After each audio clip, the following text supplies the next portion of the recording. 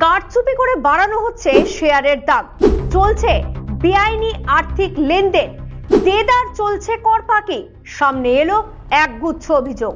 বাঘবন্দি খেলা, নেপথ্যে Hindenburg research, শিল্পপতি এখন ঘুষখোর, কাঠগড়ায় আদানি, এক লহমায় বদলে গেল আদানির তকমা। কেন্দ্রের কি স্ট্যান্ড? সত্যি কি গ্রেফতার হবেন আদানি? আর এর প্রভাব ভারতের অর্থনীতিতে কতটা পড়বে সেই নিয়েই আমাদের আজকের প্রতিবেদন। নমস্কার, আমি পৌলমী, আর আজকে আমাদের প্রতিবেদন আদানির আরো এক কাঁদানি।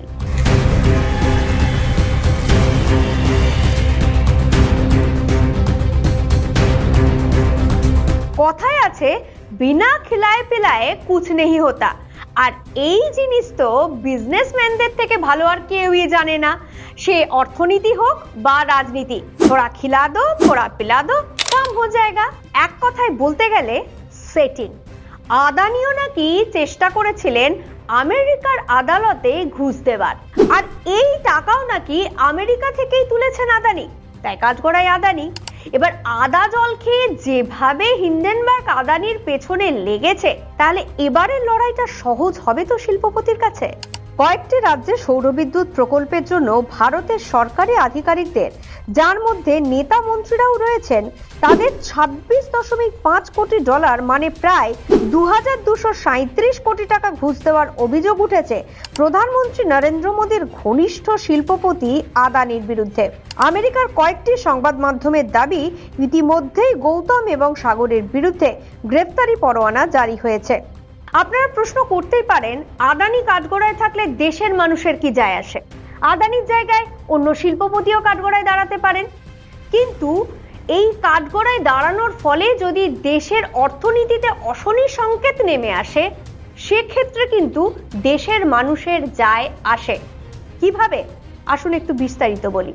13টা বন্দর, 7টা বিমানবন্দর সহ ভারতের দ্বিতীয় বৃহত্তম সিমেন্টের ব্যবসা যিনি পরিচালনা করেন, তাকে নিয়ে চর্চা হলে ভারতের ইকোনমিতে একটা ভালো রকম প্রভাব পড়বে, সেটা স্বাভাবিক, হয়েওছে তেমনটাই।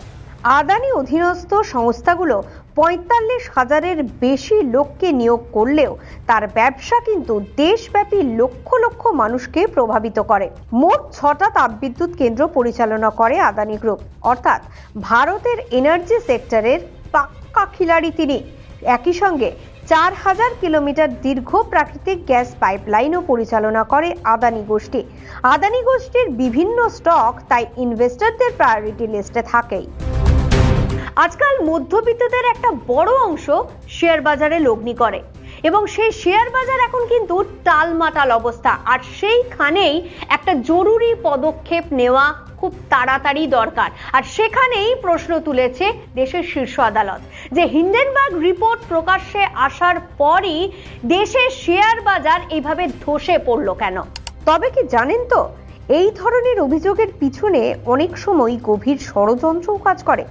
আদানি দেশ তথা বিদেশের শিল্পপতিদের মধ্যে একজন অ্যাগ্রেসিভ প্লেয়ার, সুতরাং সেক্ষেত্রে ষড়যন্ত্রের সম্ভাবনা একেবারেই উড়িয়ে দেওয়া যায় না। আর সফল ব্যবসায়ীদের সঙ্গে এমন ঘটনা ঘটেই থাকে।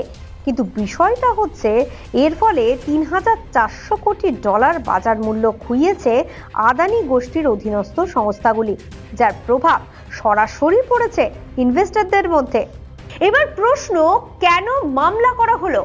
কারণ আদানি গ্রিন এনার্জি আমেরিকার শেয়ার বাজারে লগ্নিকারীদের কাছ থেকে অর্থ সংগ্রহ করেছে।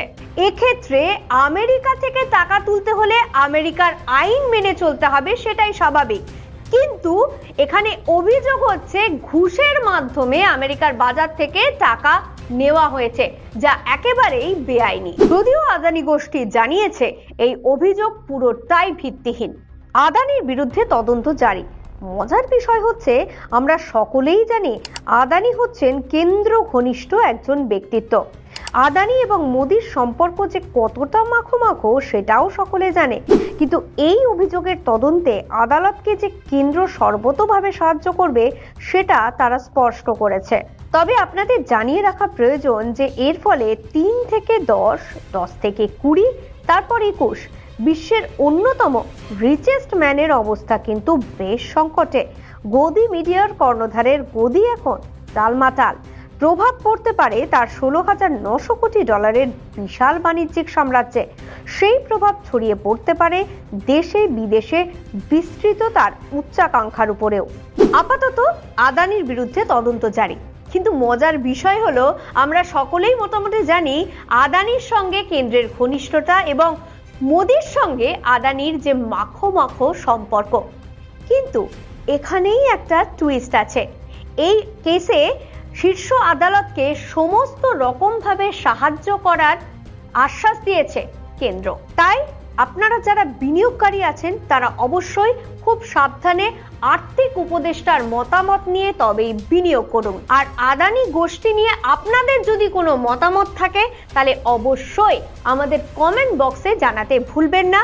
দেখতে থাকুন বিজনেস প্রাইম নিউজ এবং লাইক, কমেন্ট এবং শেয়ার করে এই প্রতিবেদনটি ছড়িয়ে দিন। জীবন হোক অর্থবহ।